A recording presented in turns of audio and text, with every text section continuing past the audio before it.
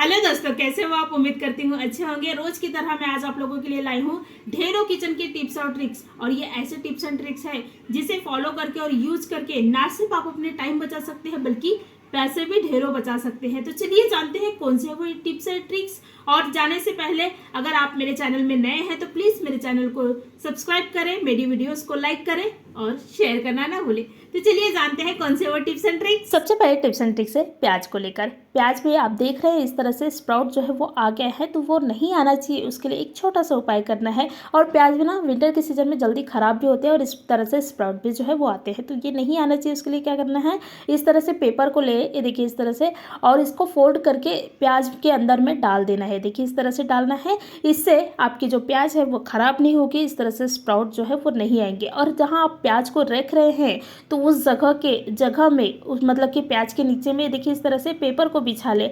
इससे क्या होगी, एक तो आपकी जगह भी गंदा नहीं होगी और आपके जो प्याज है वो भी अच्छे रहेंगे। नेक्स्ट हमारे टिप्स एंड ट्रिक्स है नमक को लेकर। अक्सर नमक में ना नमियाँ आ जाती है, ये बरसात के दिनों में बहुत ज़्यादा होती है। और नमक में ना इस तरह से लौंग को ना थोड़ा सा डाल के रखिए। इससे क्या होती है, पॉजिटिव एनर्जी आती है और लौंग की स्मेल बहुत अच्छी रहती है, तो उससे हमारी जो नमक है वो भी बहुत अच्छे रहेंगे। और ये अच्छी इस तरह से दानेदार रहना चाहिए। उसके लिए क्या करना है, हमारे पास में इस तरह से पोहा रहती है, मोटा पोहा चाहे पतला पोहा, या फिर आप थोड़ा सा चावल के दाने भी डाल सकते हैं। तो इस तरह से पोहा को डाल कर रखें, तो क्या होगी, आपके जो नमक है वो एकदम अच्छे रहेंगे, बिल्कुल भी इसमें नमी नहीं आएगी। तो ये छोटे से उपाय है लेकिन बहुत ज़्यादा काम के हैं।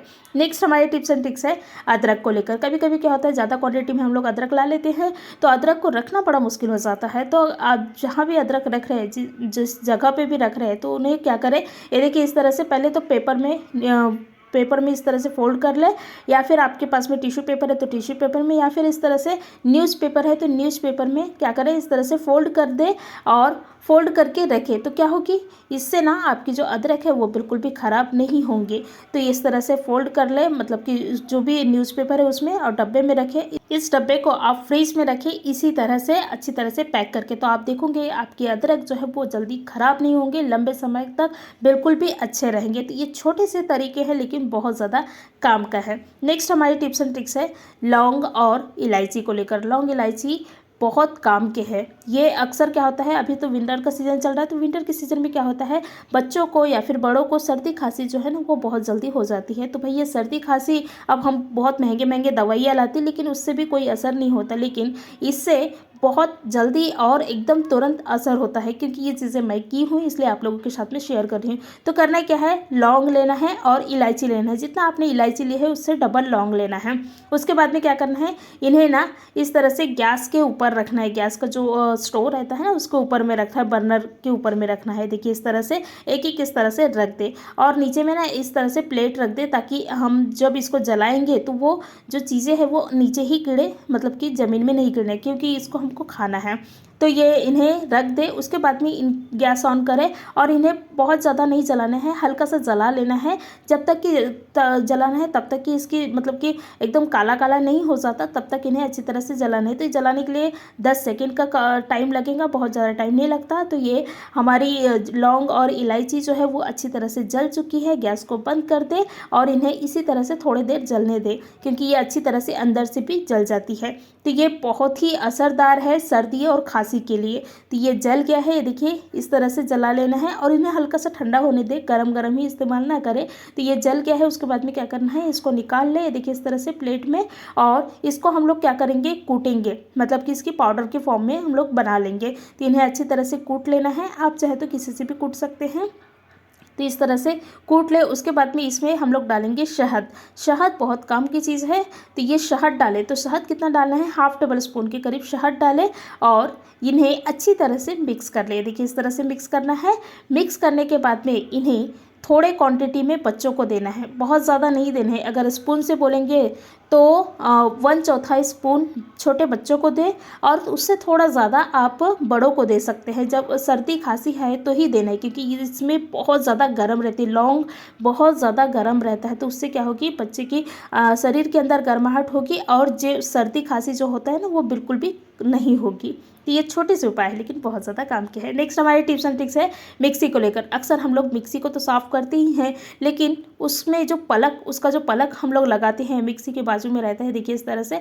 और ये ना बहुत ज़्यादा गंदा होता है, क्योंकि हम लोग कैसे मिक्सी को जब यूज़ करते हैं तो हमारा हाथ जो है वो गंदा ही रहता है, तो हम लोग क्या करते हैं गंदे हाथ से ही इसको, ये जो स्विच बोर्ड है ना उसको पकड़ते हैं, तो स्विच बोर्ड बहुत ज़्यादा गंदा हो जाता है। तो भाई इसको साफ़ करने का बहुत अच्छा तरीका है। करने क्या है, कॉटन लेना है, कॉटन में तेल डालना है, नारियल का तेल, और इन्हें अच्छी तरह से तेल से साफ़ करें। याद रखें पानी नहीं लगना चाहिए, क्योंकि भाई ये स्विच बोर्ड है, अगर आप हल्का गर्म पानी या सॉरी हल्का गीले कपड़े में पोंछ रहे हैं तो क्या करें, मेन जो स्विच का बोर्ड रहता है ना उससे बंद कर ले और उसके बाद में इस्तेमाल करें। तो मैं हल्का सब ये जो मैंने पहले स्विच को ऑफ कर दी हूँ, उसके बाद में क्या की हूँ, हल्का जो ये है गीला कपड़ा है उससे मैं साफ़ कर रही हूँ। तो ये साफ़ करते वक्त थोड़ा सा सावधानी बरतें, क्योंकि भाई ये इलेक्ट्रिक है इसलिए। तो मैंने साफ़ कर ली हूँ। उसके बाद में आप क्या करें, तेल और कॉटन की सहायता से इन्हें अच्छी तरह से पोंछ लें। तो ये हफ्ते में एक बार ज़रूर करना है, क्योंकि ये बहुत ज़्यादा गंदा हो जाता है। तो इन्हें साफ़ करना बहुत ज़रूरी है, नहीं तो हमारी किचन जो है वो बहुत ज़्यादा गंदा दिखता है।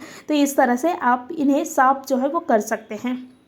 नेक्स्ट हमारी टिप्स एंड ट्रिक्स है आलू को लेकर। आलू क्या होता है, सड़ने लगती है। कभी कभी क्या होता है, हम लोग ज़्यादा क्वांटिटी में आलू लाते हैं और आलू को देखिए इस तरह से रखते हैं तो सड़ जाता है। तो आलू को कहाँ रखना चाहिए वो बहुत इंपॉर्टेंट है। आलू जब भी आप स्टोर कर रहे हैं या फिर सेव कर रहे हैं तो इन्हें क्या करें, अंधेले जगह में रखें, मतलब ज़्यादा जहाँ अंधेला है वहाँ पर रखें। तो इससे क्या होगी, आपकी जो आलू है वो सड़ेगी नहीं, ख़राब नहीं होगी, और इसमें सूर्य का प्रकाश नहीं पड़ना चाहिए, नहीं तो आलू जो है वो जल्दी ख़राब होती है। तो इन्हें जब भी आप रख रहे हैं तो कोशिश करें कि अंधेले जगह में ही रखें।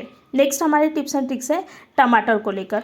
अक्सर क्या होता है, हम लोग कभी बाहर चले जाते हैं और हमारे घर पे टमाटर रहता है, मतलब कभी 15 दिन के लिए बाहर जाते हैं तो हमारे टमाटर जो है वो भाई इसको फेंक कर तो नहीं जा सकते, लेकिन आप स्टोर करके भी टमाटर को जा सकते हैं और आपके आने के बाद में आपकी जो टमाटर है बिल्कुल जैसा का वैसा रहेंगे। तो छोटा सा उपाय करना है।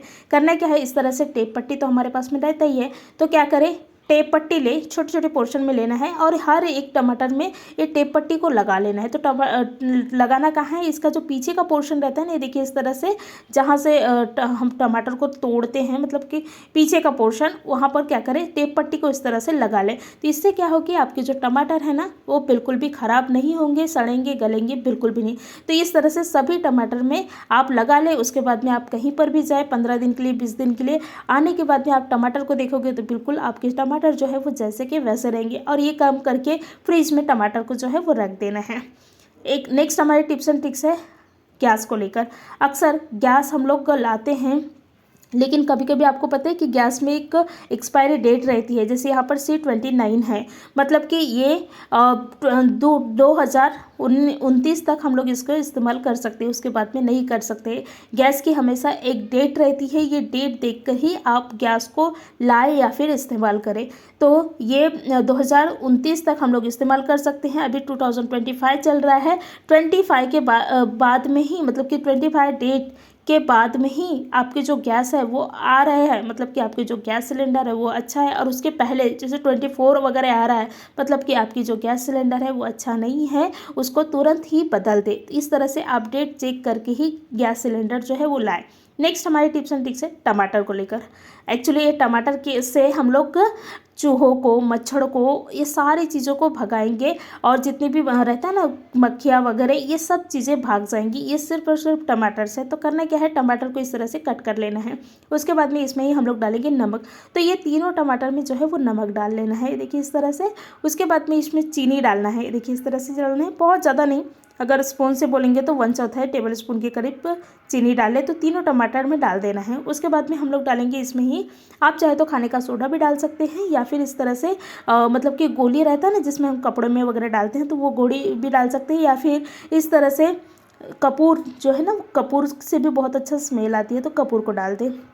तो मैं क्या कर रही हूँ, कपूर को डाल रही हूँ। तो कपूर को डाल दे, देखिए इस तरह से थोड़ा सा पाउडर के फॉर्म में डालें, तो ये जलने में ना आसानी होती है और लगता ही नहीं कि भाई इसमें कपूर भी है करके। उसके बाद में इनको क्या करें, जला ले। तो इसकी जो धुआं है वो धुआं बहुत ज़्यादा असरदार है मच्छर मक्खियों के लिए, और इसे अगर चूहा खाएंगे ना तो बिल्कुल टोटली मर जाएंगे। तो चूहा मच्छर मक्खी सब भग जाते हैं ये रेमेडी से। तो इन्हें क्या करना है, उन जगहों पर रखना है जहाँ आपको लगता है कि मच्छर मक्खी बहुत ज़्यादा है, तो उस जगहों पे रखना है। तो मैं किचन में एक रख दी हूँ। उसके बाद में आप अलग अलग जगह में रख दें, आपको जहाँ लगता है कि भाई यहाँ से बैड स्मेल आ रही है, मच्छर मक्खी या जो है वो आ रही है, तो उस जगहों में इन्हें क्या करना है, रख देना है।